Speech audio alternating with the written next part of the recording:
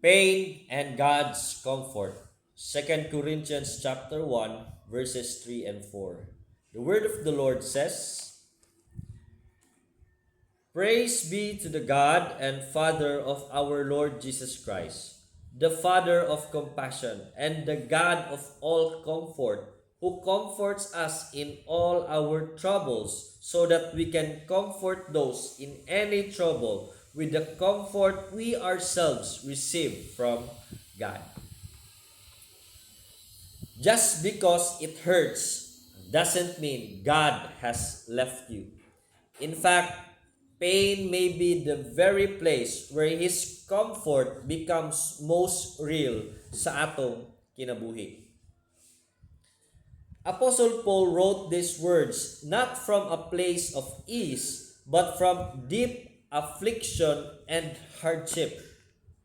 He had faced many pressures beyond his ability to endure, and yet his cry wasn't bitterness, it was praise. Nga naman, because he had encountered the God of all comfort, not a God who removes pain, but the God who meets us in our pain.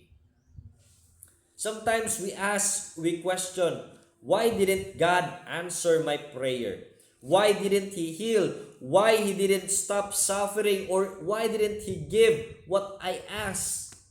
And when silence follows, we're tempted to blame God. But here's the truth.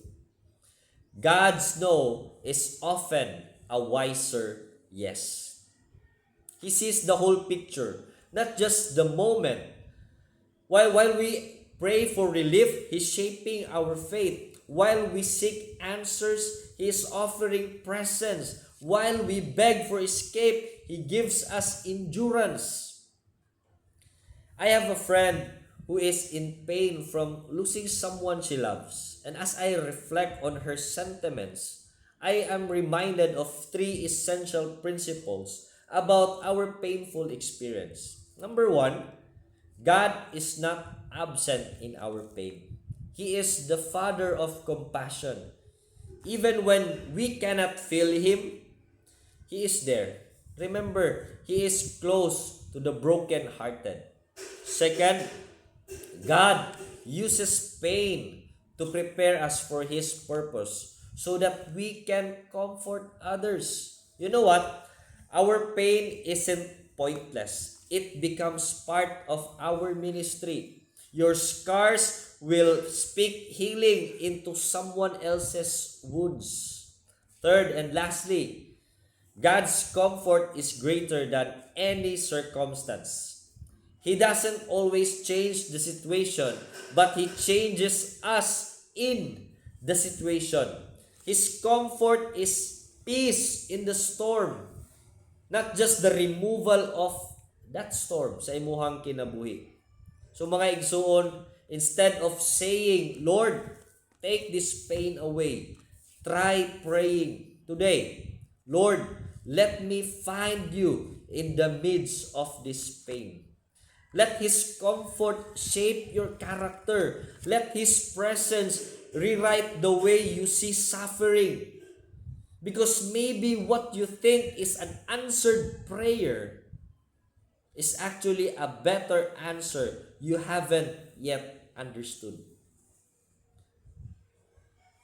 Personally, there were moments in my life where I wondered, God, where are you?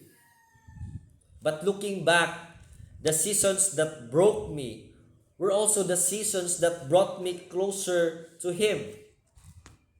I didn't get all the answers, but I received something better, God Himself. And as I end, remember this, God's comfort doesn't always remove the pain, but it redeems it. He is not done writing our story. In the hands of God, our deepest wounds can become our strongest testimony.